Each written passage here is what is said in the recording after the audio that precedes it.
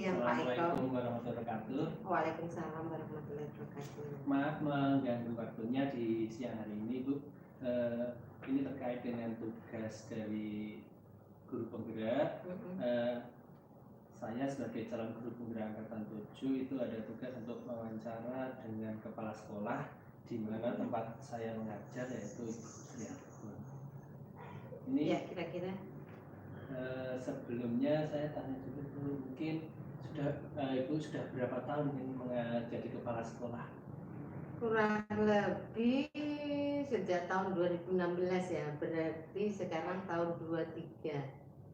7 tahun. 7 tahun sudah. Ya. Sudah lumayan ya, Bu, ya. Lumayan. Pengalaman.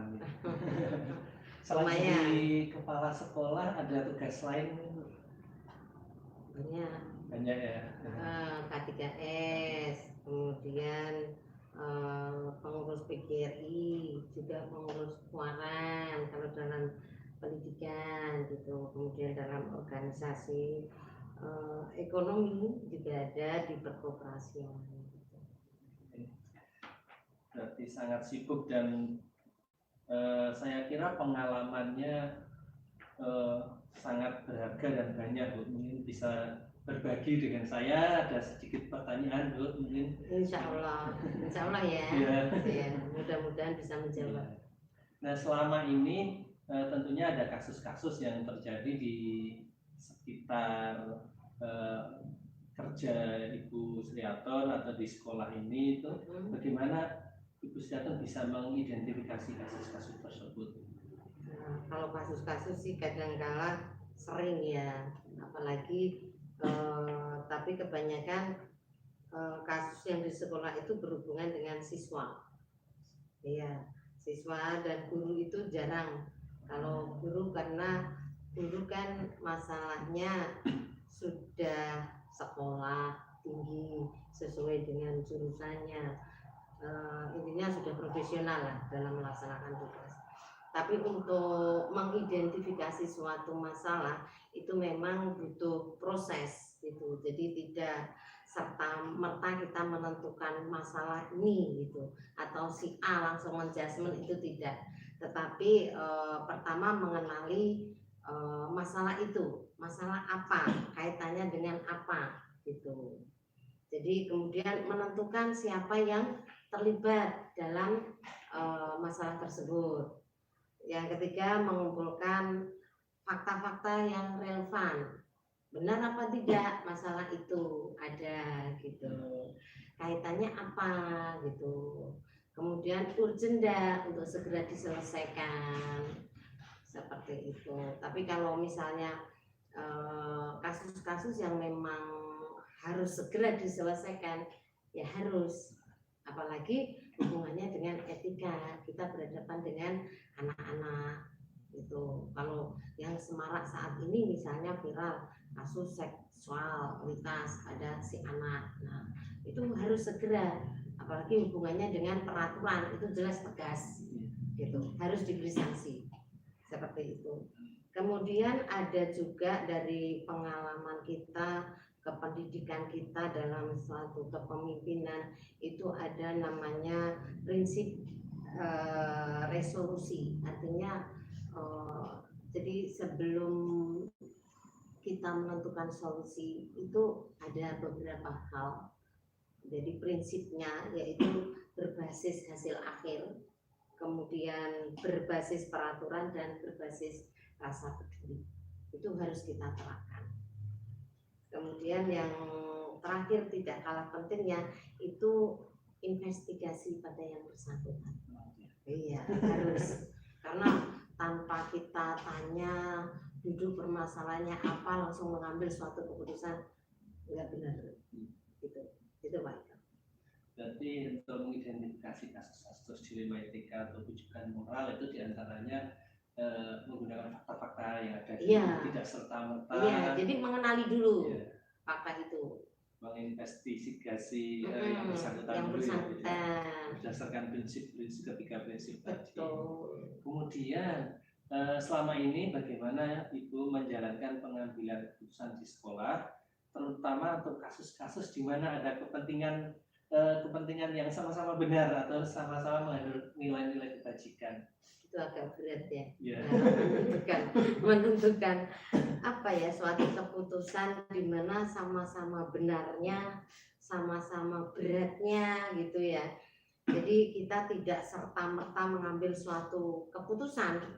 Jadi intinya tidak gusah-gusu kalau dalam bahasa Jawa, tidak tergesa-gesa ya.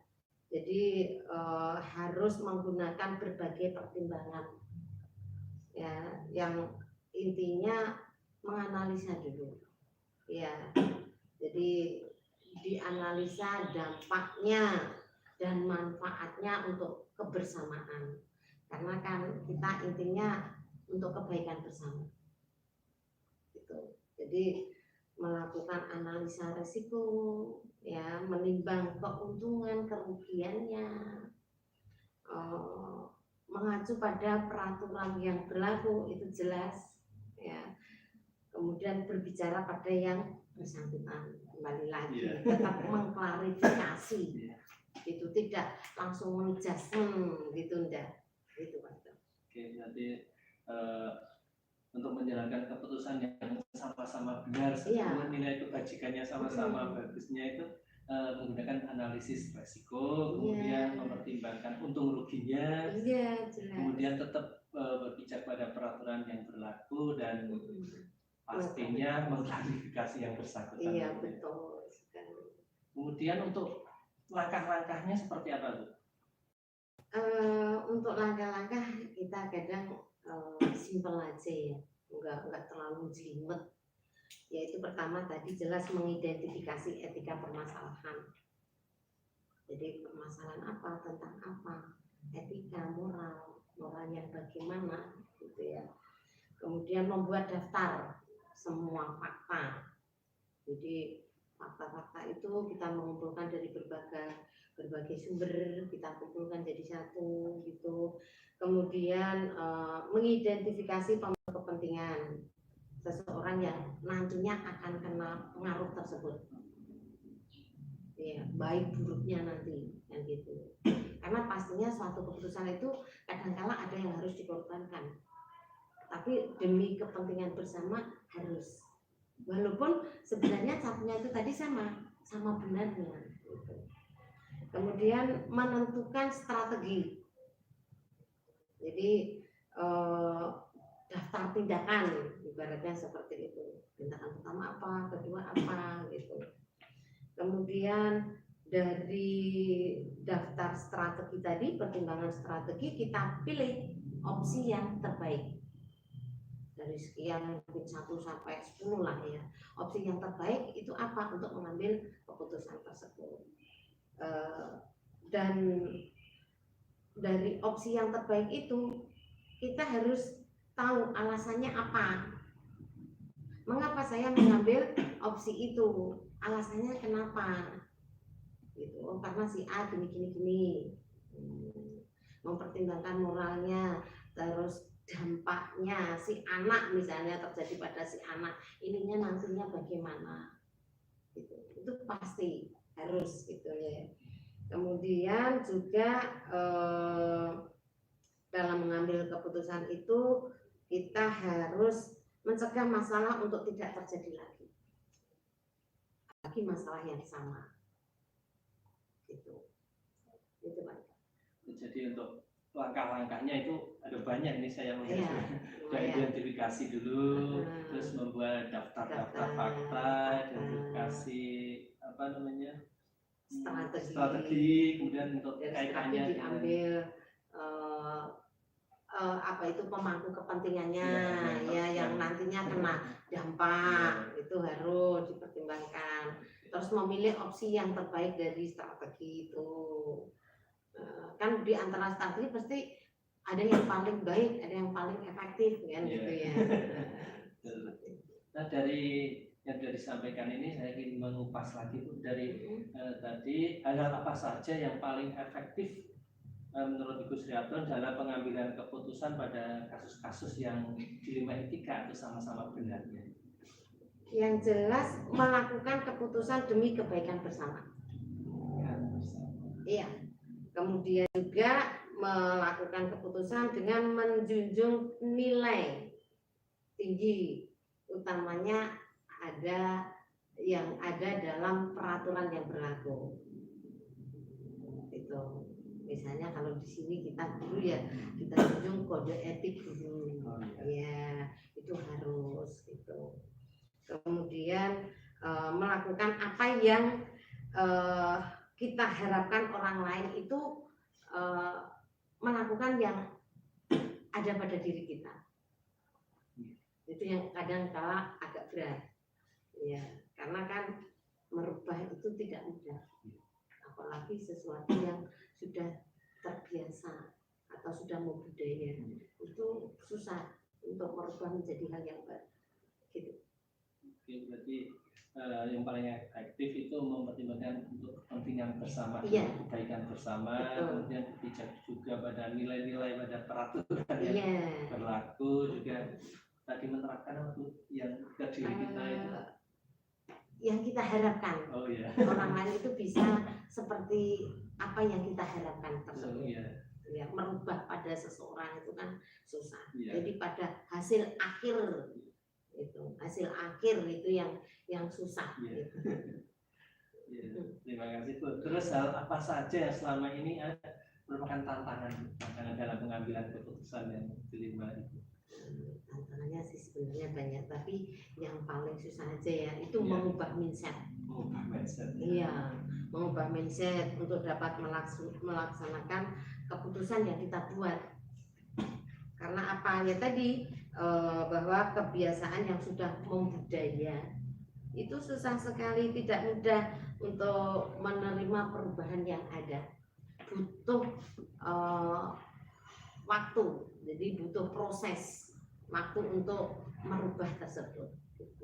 Dan tantangannya berupa mengubah mindset. Iya, mengubah mindset seseorang dengan keputusan yang sudah kita tetapkan. Itu paling susah, mengubah mindset. Kemudian apakah Bu Sriatan itu memiliki sebuah jadwal tertentu dalam sebuah penyelesaian kasus? Kalau jadwal tidak ada, tapi kita siap, tidak siap, harus siap. Setelah muncul kasus, maka kita harus memprioritaskan jadwal. Mulai tadi dari identifikasi sampai penyelesaian pengambilan keputusan. Itu harus. Sampai mungkin visit ya di rumahnya. Itu juga apa yang pernah kita lakukan, misalnya anak kenapa kok enggak sampai enggak mau masuk sekolah. Guru sudah mengambil suatu tindakan, sudah melakukan pendekatan, tetapi juga tidak mau masuk sekolah. Jadi tidak asal dijudgement, oh anak ini malas, anak ini keset, tidak. Tetapi latar belakang apa, itu harus kita tahu. Maka perlu adanya datang ke rumah, mengklarifikasi orang tuanya, karena apa? Oh, mungkin kondisi ekonomi, atau mungkin muncul masalah-masalah lain. Mungkin bullying dari teman-teman. Iya, tahu sekarang itu banyak kasus itu. Itu hubungannya dengan etika juga, sehingga anak nggak mau sekolah. Nah, gitu. Oke, berarti di sini itu tidak punya jadwal tertentu, tapi apakah ini juga menyelesaikan langsung di tempat misalnya itu ya, sesegera mungkin? Walaupun sesegera mungkin, tapi tidak harus langsung di tempat juga. Tetap melalui proses dan jadwal tertentu. Iya, harus. Setelah muncul permasalahan, maka itu harus diprioritaskan dengan mempertimbangkan tadi macam-macam. Tidak serta-merta langsung diputuskan di tempat. Nanti akibatnya akan fatal. Karena itu tadi tergesa-gesa, kita belum tahu duduk permasalahan yang sebenarnya. Gitu. Setelah tahu duduk permasalahannya apa, latar belakang yang menyebabkan masalah itu apa, baru kita mencari opsi yang paling tepat. Gitu. Dan pokoknya kita harus bijak dalam mengambil keputusan. Tetap jadwal tetap harus ada. Tidak tertulis ya? Iya, tidak tertulis setelah muncul permasalahan. Karena kalau di jadwal belum tentu saya menjadwalkan minggu besok. Tapi kan nggak ada masalah. Iya. Berarti istilahnya ada jadwal tapi tidak tertulis dan tidak menyelesaikan tergesa-gesa di tempat begitu ya. Kemudian adakah seseorang atau faktor-faktor yang mempermudah atau membantu Ibu Sriarto dalam pengambilan keputusan yang kasus-kasus di Dimas Etika? Oh, jelas banyak, terutama dari kita itu dalam sekolah kan satu tim, di mana satu tim ini juga punya tugas-tugas masing-masing.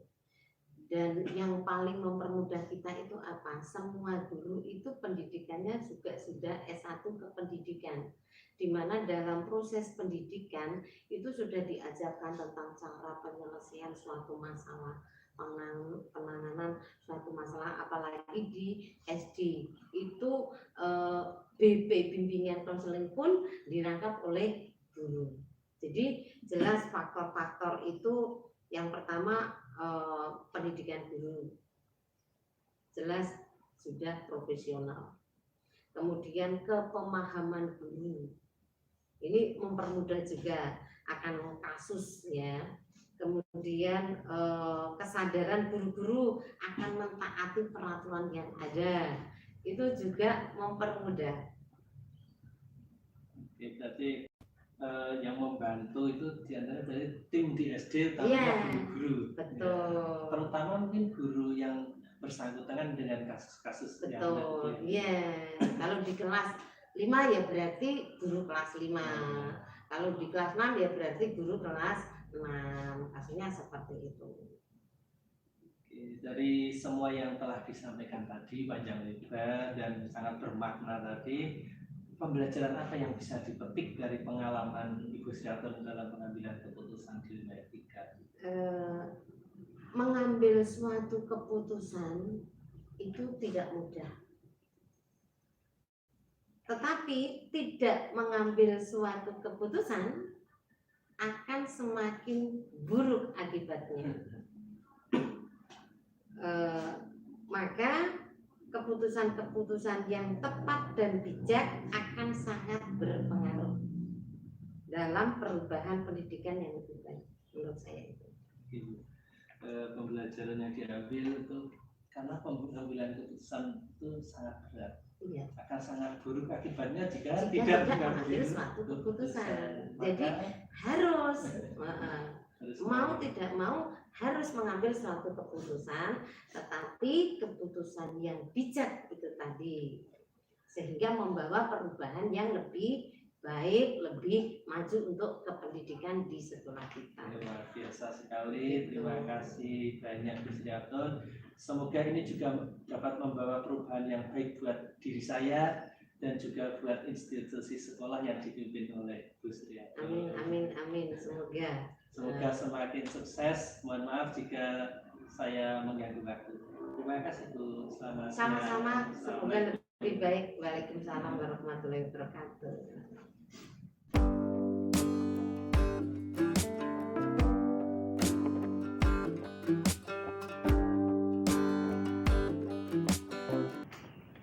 Selamat siang Bu Sriarto. Selamat siang Pak Eko. Gimana kabarnya Bu? Alhamdulillah kabar saya baik. Pak Eko gimana kabarnya? Baik. Semangat ya Pak Eko ya. Semangat. Pak Eko ini guru dari Guru 1 yang kebetulan kemarin saya juga salah sekali alhamdulillah telah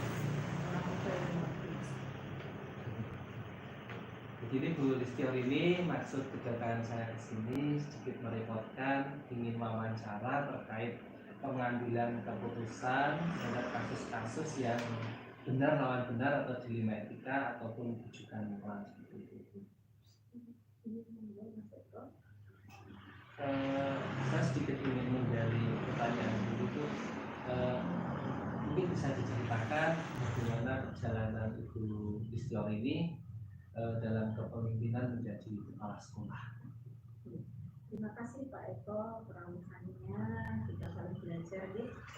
Saya mengawali karir sebagai kepala sekolah di SD Tegurejo 1. Kebetulan satu naungan instansi dengan Pak Eko, sehingga saya tahu bagaimana komunikasi dan kelembagaan Pak Eko ini. 99 saya di PLT di sana, kemudian lanjut definitif ada di SDZ Barang Satu mulai 16 September 2022 sampai dengan hari ini di SDZ. Terima kasih.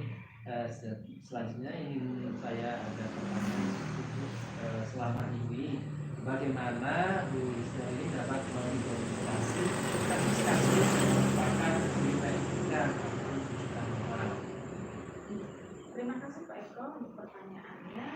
Jadi dalam perjalanan kepemimpinan seorang kepala sekolah itu tidak menutup kemungkinan ada yang namanya dilema etika, baik itu personil, individu kita sendiri, siswa, karena kita ada di sebuah sekolah bersama dengan guru, kita, siswa, orang tua siswa. Bagaimana kita mengidentifikasi orang masalah itu dilema etika atau rujukan moral? Melawan nilai-nilai kebenaran yang ada di seorang individu atau individu dengan masyarakat, siswa dengan siswa, siswa dengan guru, guru dengan guru, dan sebagainya. Kita untuk mengidentifikasinya pasti kita harus mendalami terlebih dahulu, mendalami, dianalisis apa yang sebenarnya terjadi, urgensinya apa, nilai-nilai apa yang ada dalam kebenaran. Kebenaran itu bisa kebenaran menurut individu, bisa kebenaran menurut umum. Nilai-nilai inilah yang harus kita gali. Apa sebenarnya yang menjadi titik poin permasalahan dari munculnya dilema etika atau rujukan moral. Jadi yang untuk mengidentifikasi kasus-kasus itu Bu Lisda ini caranya dengan mendalami, kemudian menganalisis, memberi urgensinya apa terhadap nilai-nilai yang ada yang bertentangan tersebut ya. Selanjutnya selama ini bagaimana Bu Lisda ini menjalankan pengambilan keputusan di sekolah, terutama untuk kasus-kasus di mana ada dua kepentingan yang sama-sama benar atau sama-sama mengandung nilai kebajikan. Tadi saya sampaikan tidak menutup kemungkinan di diri kita sendiri itu sering kita dibenturkan oleh dua hal yang ini sebenarnya sama-sama benar. Kadang muncul ketidakenakan juga. Saya harus melakukan yang bagaimana. Ketika kita akan mengambil keputusan sekolah dalam rangka kepemimpinan, jika ada demikian, bagaimana seorang pemimpin atau seorang kepala sekolah saya untuk mengambil keputusan secara sekolah itu mengembalikan kepada nilai-nilai dasar. Bisa sebutkan urgensi nilai dasar yang perlu kita refleksikan dan junjung tinggi, bahkan menjadi sebuah kesepakatan awal bersama dengan seluruh kita nilai di sekolah. Nah, nilai-nilai yang kita junjung dan merupakan kesepakatan awal itulah yang kemudian kita refleksikan, kita jadikan sebagai bahan acuan refleksi. Baru jika itu terjadi dilema, kita kembalikan kepada nilai-nilai yang sudah kita sepakati, nilai kebenarannya dan kaitannya dengan kedinasan, kaitannya dengan kode etik, itu yang kemudian kita implikasikan untuk mengambil keputusan. Tetapi tentu keputusan itu juga bukan keputusan dari sepihak, tapi melibatkan pihak-pihak yang terlibat dalam dilema etika, yang melibatkan dilema etika jika itu terjadi pada personil, guru maupun tenaga pendidikan serta siswa. Berarti nantinya tetap berpijak pada nilai-nilai dasar yang dasar dan kesepakatan. Ya, perlu direfleksikan berdasarkan kesepakatan atau keyakinan awal. Juga tetap berpijak pada kode etik. Selanjutnya langkah-langkah atau prosedur seperti apa yang bisa Bu Lisda ini lakukan?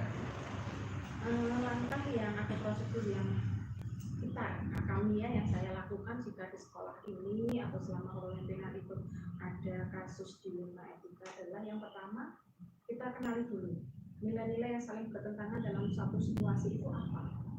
Jadi setelah kita mengenali dulu nilai, kemudian kode etik, kita kembalikan ke kode etik, urgensi nilai. Kemudian yang berikutnya adalah kita saring, kita bedakan masalah ini titik kebenarannya itu benar menurut siapa dan benar menurut yang berbeda. Karena jika adu benar maka tidak ada penyelesaian. Ini kemudian yang berikutnya kita bedakan masalahnya dan tentukan siapa pihak-pihak yang terlibat. Munculnya dilema itu tidak siapa saja yang terlibat. Kemudian kita kumpulkan fakta. Tidak hanya mendengar dari satu pihak, tetapi perlu saksi, perlu bukti. Kita kumpulkan data, kita kumpulkan fakta, kita dalam situasi tersebut. Kemudian kita uji. Kita perlu juga melibatkan, kalau jika kita perlu melibatkan unsur yang lain, kita melibatkan unsur yang lain sebagai penengah untuk mengambil langkah penyelesaiannya. Tapi jika seorang kepala sekolah bisa menyelesaikan sendiri, yaitu malah lebih baik. Ini malah lebih baik. Kemudian kita uji paradigma kebenaran menurut si A dengan kebenaran menurut si B yang diakui sama-sama benar itu kita uji. Kemudian kita implementasikan kepada mereka resolusinya oleh yang bersangkutan itu, sehingga tidak dengan menggunakan emosi, tidak menggunakan jiwa individualisme ya, untuk tetap menyakiti berbeda. Kadang kita menghadapi dan rosok prapan, rosok meskipun kita benar, tapi kita juga harus menggunakan rosok prapan. Kita orang janji, sehingga bisa diterima oleh orang lain, tidak kekeh pada kebenaran yang itu seolah-olah hakiki yang kita kemudian ambil. Langkah-langkahnya banyak ya. Pertama tentu harus mengenali nilai-nilai yang saling bertentangan. Kemudian menyaring dan membedakan titik-titik kebenarannya. Kemudian tentukan pihak-pihak yang terlibat siapa saja. Kemudian mengumpulkan fakta. Tentunya juga perlu saksi dan bukti yang ya. Selanjutnya dilakukan mungkin butuh unsur lain sebagai penengah jika perlu. Kalau tidak perlu ya kepala sekolah bisa mengatasi sendiri. Pada akhirnya nantinya dilakukan uji kepada para siswa yang dan dikembalikan ke mungkin tidak yang bersangkutan untuk mencari solusi-solusi bersama. Dan tidak kalah penting juga setelah kita tentukan, ambil keputusan, refleksi, evaluasi dan refleksi, sehingga betul-betul masalah ini selesai. Tidak lagi itu tadi, tidak egois, maka saya paling benar, saya paling benar. Luar biasa. Jawabannya pengalir luar biasa. Karena mungkin terbiasa. Jadi pengalaman sehari-hari. Pengalaman, ya. Hal-hal apa saja mungkin yang selama ini dianggap efektif dalam pengambilan keputusan pada kasus-kasus yang benar sama benar itu? Untuk melakukan pengambilan keputusan pada kasus dilema etika, tidak ada sebenarnya yang langkah yang paling efektif, karena bisa jadi dalam satu kasus yang terbiasa kita gunakan langkah A misalnya, kita panggil, kita kumpulkan data, ini tidak mempan untuk kasus yang B, maka bisa jadi kita menggunakan meramu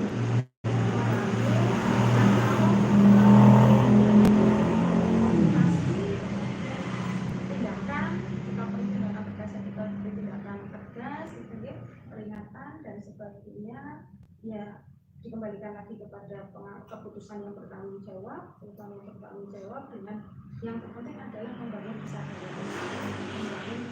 diri, baik itu siswa, baik itu guru maupun staf yang ada di sekolah. Kalau seseorang sudah memiliki kesadaran diri, ini dianggap sebagai hal yang bisa dianggap dari hal yang tidak ada dendam jika terjadi dilema itu. Tapi tidak ada satu hal atau satu langkah yang paling, karena kita harus melihat keseluruhan. kesatuan. Masalah A meskipun sama-sama dilema etika, masalah A kita selesaikan dengan A, mungkin langkah A, cara A itu tidak bisa digunakan untuk penyelesaian langkah ya atau cara atau masalah yang tidak ada yang tulisan, tidak ada yang paling efektif, ya. semuanya Bisa. kondisional Iya, ya, betul. tergantung kasusnya, Iya, juga kasusnya. bisa dikombinasikan, dirambut antara satu teknik dengan teknik yang lainnya, terutama dengan membangun kesadaran diri. Kesadaran diri dan komunikasi ya. Dengan komunikasi. Kaitannya dengan pembelajaran sosial emosional. Kemudian hal apa saja yang selama ini merupakan tantangan dalam pengambilan keputusan pada kasus-kasus di rumah? Kalau berbicara tantangan, sekali lagi saya sampaikan bahwa rosok dalam pengambilan keputusan dilema etika itu biasanya ada dalam rasa tidak enak, rasa nggak enak, tak tekan gitu, tak tekan itu yang kadang-kadang menjadi tantangan. Padahal sebagai seorang pemimpin, kadang kita harus mengesampingkan rasa itu untuk bisa menunjukkan permasalahan ini dan menyelesaikan masalah etika. Demikian juga dengan orang yang sedang mengalami dilema etika. Bagaimana kita bisa mengubah pola pikir mereka? Bagaimana mereka bisa menerima pendapat orang lain? Kembali lagi bahwa tantangan ini adalah kurangnya diri dan adanya rasa tidak enakan. Tidak enakan itu yang menjadi tantangan dalam pengambilan keputusan jika ada kasus dilema. Tantangannya terutama dirasa tidak enak iya, gitu ya. Sama menjaga perasaan ya. Menjaga perasaan ketika kita ada rasa tidak enakan itu loh yang kita kadang menjadi kurang tegas. Dan mungkin tantangan yang kedua karena belum munculnya kesadaran diri. Egonya masih tinggi. Mungkin apakah Bu Listior ini memiliki sebuah jadwal tertentu dalam penyelesaian kasus dilema etika, atau mungkin butuh langsung di tempat atau membutuhkan sebuah jadwal tersendiri untuk sebuah kasus? Ini bisa dijelaskan prosedurnya seperti apa? Kembali lagi bahwa kita melihat urgensinya untuk mengatur jadwal itu kita melihat urgensi kasusnya, urgensi kasus dilema etika. Jika itu sudah sangat urgent dan membutuhkan waktu yang segera, kita ambil keputusan untuk penyelesaiannya, kita tidak bisa menjadwalkan secara khusus. Tetapi jika itu dalam sebuah kasus itu kok yang bertentangan ini masih dalam tahap yang bisa ditoleransi, kita jadwalkan, kita buatkan jadwal. Tapi untuk pembinaan secara umum kepada guru, kepada tenaga pendidikan, kepada pegawai itu selalu kita sampaikan itu ada penjadwalannya, jika itu secara umum, tapi secara kasusnya kalau yang berkaitan dengan dilema etika yang dihadapi oleh guru atau oleh tenaga pendidikan, kita menyesuaikan kasus itu urgen segera kita selesaikan agar tidak menjadi permasalahan semakin dilema. Meskipun dilema itu adalah benar dengan benar. Kalau dibiarkan benar dengan benar menjadi adu benar, tidak ada yang merasa tidak benar. Iya, semua benar. Semua benar. Tinggal kepala sekolah menjadi. Iya, betul. Berarti ini jadwal itu menyesuaikan dengan urgensi dari permasalahan tersebut ataupun membuat skala prioritas. Iya, betul. Mana yang harus kita selesaikan terlebih dahulu, tetapi untuk pembinaan secara umum terjadwalkan karena setiap minggu kita ada meeting, kemudian 1 bulan sekali ada rapat, nah itu pasti ada pembinaan untuk ya, penyampaian secara umum, mengingatkan kembali masalah membangun kesadaran. Ini mungkin adakah seseorang atau faktor-faktor yang selama ini mempermudah atau membantu ini dalam pengambilan keputusan dalam kasus-kasus dilema etika, ini terutama di sekolah. Di sekolah, kalau seseorang pasti ini kita mengumpulkan data dari banyak orang, tapi kita membutuhkan orang lain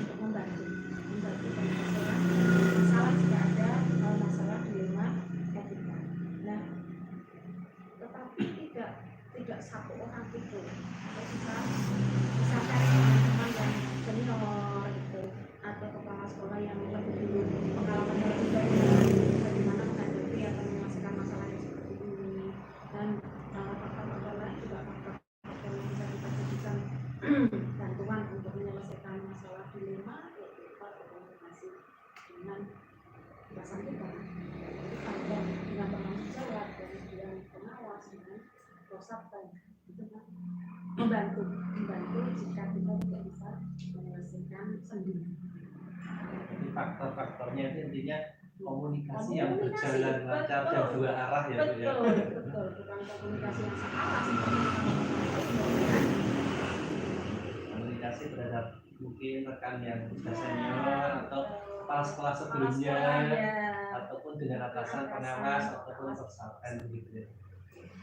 Mungkin yang terakhir ini pertanyaan dari saya itu pembelajaran apa yang dapat dipetik dari pengalaman Bu Listiar ini dalam mengambil keputusan di Lima? Sangat banyak pembelajaran yang bisa kita petik ketika saya mengambil keputusan yang terkait dengan dilema etika kan itu benar-benar bagaimana orang merasa dirinya benar, satu lagi juga merasa dirinya benar. Maka pembelajaran yang bisa kita ambil adalah pertama, kita tidak hidup sendiri. Ada perasaan-perasaan yang paling kita jaga, kita hidup bersama dengan orang lain, apalagi ini di instansi ada kode etik yang kita junjung tinggi, kemudian ada nilai moral yang harus kita utamakan. Pembelajaran itu bagaimana kita tidak boleh menjadi seorang yang ego, meskipun kita benar, meskipun kita bisa. Kemudian juga nilai-nilai kebajikan yang perlu selalu kita tanamkan. Kita dari sekolah kita tidak boleh sendiri, maka kita butuh bekerja dengan orang lain, kita butuh menghargai orang lain, menghormati orang lain, baik itu dia bisa ataupun tidak bisa, dia sepuh ataupun kita muda.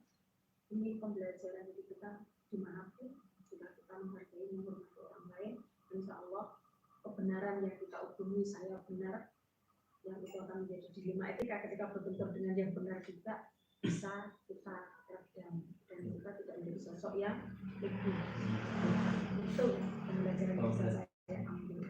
Luar biasa Bu, pembelajarannya sangat banyak yang bisa diambil dari pengambilan keputusan dilema etika yang sebenarnya karena kita tidak hidup sendiri sebagai makhluk sosial gitu ya. Ada perasaan-perasaan orang lain yang perlu dijaga. Jadi pelajaran itu juga saya ini. Kemudian ada kode etik juga yang harus dijunjung, dipatuhi, kemudian ada nilai-nilai moral, nilai kebajikan, dan pada akhirnya kita tidak boleh ego dalam pengambilan.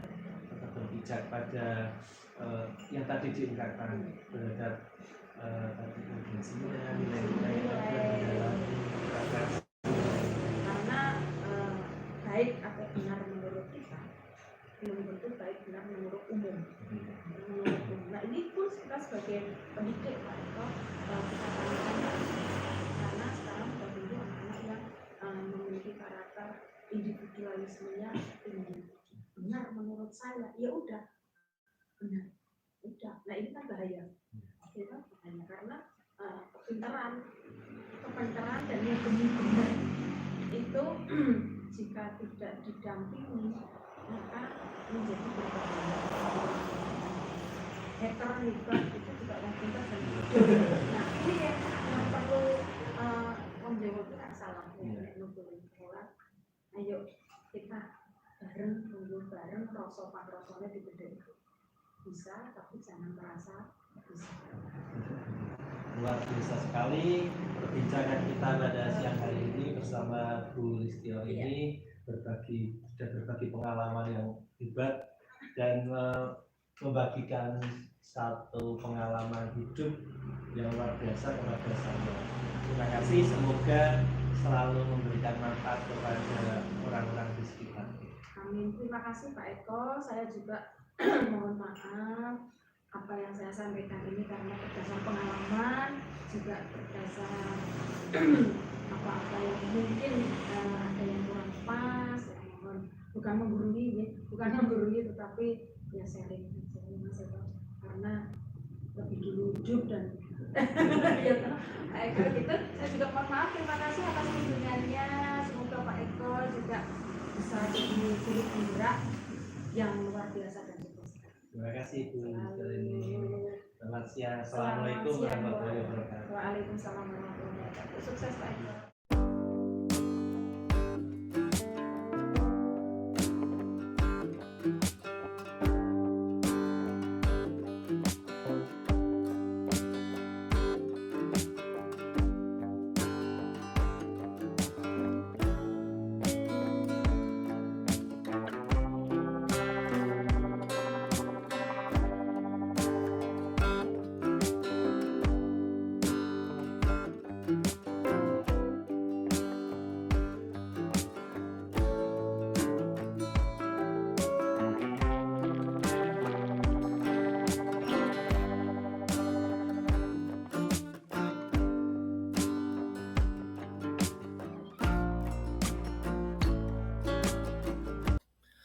Analisis dan refleksi wawancara yang telah dilakukan kepada 3 kepala sekolah terkait pengambilan keputusan terhadap kasus-kasus dilema etika ataupun bujukan moral. Yang pertama, hal-hal menarik yang muncul dari wawancara atau pertanyaan yang masih mengganjal dalam wawancara bila dibandingkan dengan hal-hal yang telah dipelajari seperti 4 paradigma, 3 prinsip, dan 9 langkah pengujian. Sesuai hasil wawancara yang saya lakukan, para kepala sekolah tersebut melakukan pengambilan keputusan dengan menetapkan kasus tersebut termasuk dilema etika atau bujukan moral, menentukan siapa saja pihak yang terlibat, mengumpulkan fakta-fakta, melakukan investigasi terhadap yang bersangkutan, melakukan prinsip resolusi, menetapkan nilai-nilai yang bersinggungan, menganalisis kasus-kasus berdasarkan urgensi atau skala prioritas, dan membuat keputusan yang berpihak pada murid secara bertanggung jawab.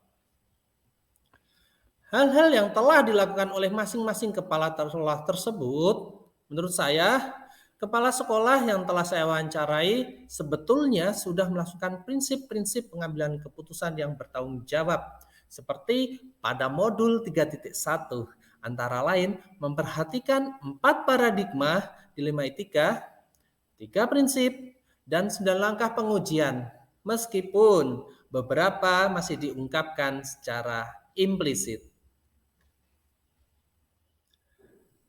Yang kedua, hasil wawancara antara 2-3 pimpinan yang telah saya wawancarai itu ada persamaan atau perbedaan. Dan ada beberapa yang menonjol dari jawaban dari pemimpin tersebut. Berdasarkan hasil wawancara ada beberapa persamaan. Yang pertama tentang mengumpulkan fakta-fakta, melakukan diskusi dan komunikasi dengan berbagai pihak terutama yang terlibat dalam masalah. Perbedaan dari 3 kepala sekolah dalam pengambilan keputusan, untuk kepala sekolah pertama lebih berpikir berbasis hasil akhir atau end-based thinking. Yang kedua, kepala sekolah yang kedua lebih berpikir berbasis rasa peduli, care-based thinking. Kepala sekolah ketiga lebih berpikir berbasis pada peraturan, rule-based thinking. Menurut saya, yang lebih menonjol dalam membuat keputusan sesuai langkah-langkah pengambilan keputusan dalam teori di modul 3.1 adalah kepala sekolah ketiga, karena merupakan calon guru penggerak atau CGP sehingga telah memiliki pengetahuan tentang dilema etika dan penyelesaiannya. Namun, untuk pengalaman pengambilan keputusan secara konkret yang menonjol adalah kepala sekolah pertama dan kedua. Yang ketiga, rencana ke depan para pemimpin dalam pengambilan keputusan yang mengandung unsur dilema etika dan cara mereka mengukur efektivitas pengambilan keputusan. Rencana ke depannya, para pemimpin tersebut jika menghadapi permasalahan dilema etika akan melakukan tahapan-tahapan pengambilan keputusan sesuai dengan 4 paradigma, 3 prinsip, dan 9 langkah pengambilan dan pengujian keputusan dengan lebih lengkap, termasuk pengujian dan investigasi opsi trilema. Cara mengukur efektivitas pengambilan keputusan dengan melakukan pengujian benar dan salah, melakukan refleksi atas keputusan yang telah dibuat, serta meminta saran, masukan dari pihak lain yang terkait dalam pengambilan keputusan tersebut. Yang keempat, saya akan menerapkan pengambilan keputusan dilema etika pada lingkungan saya sendiri, pada murid-murid saya, dan pada kolega guru-guru yang lain. Dan kapan hal itu akan dilakukan? Nah, saya akan menerapkan 9 langkah pengambilan keputusan berdasarkan 3 prinsip resolusi dan 4 paradigma dalam setiap permasalahan dilema etika ketika berhadapan dengan masalah murid maupun ketika ada rekan guru yang mengalami kasus dilema etika. Saya akan menawarkan mereka untuk mengambil keputusan sesuai 9 langkah pengambilan keputusan yang telah saya pelajari. Terima kasih.